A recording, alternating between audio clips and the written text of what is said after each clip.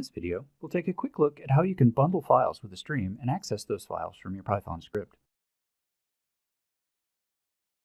Here we have a simple Python stream that executes a single trace job. It's opening a trace model by using the full path to the MED file. This kind of direct reference is a good option for files that are either very large or don't change often. If not, it makes sense to send them along. The Bundle Files property lets you select the files you want to send with the stream. This shows the list of bundled files. The model MED file is automatically included.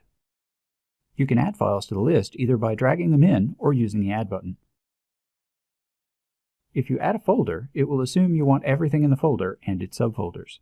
So for example, if we add this folder of plot files, it adds every file in the folder. It also tries to pick appropriate target locations and names for the files based on what you selected. The target location is what you use in your Python script to get a bundled file.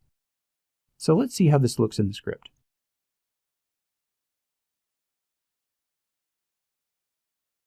We can change this to use a bundled file rather than a direct file path.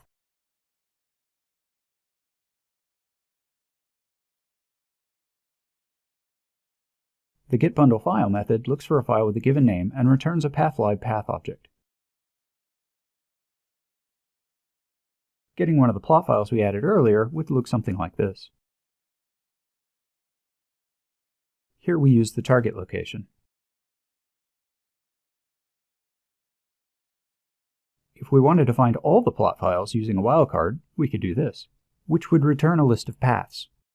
In this case, all we need is the MED file. Let's submit it and make sure it runs.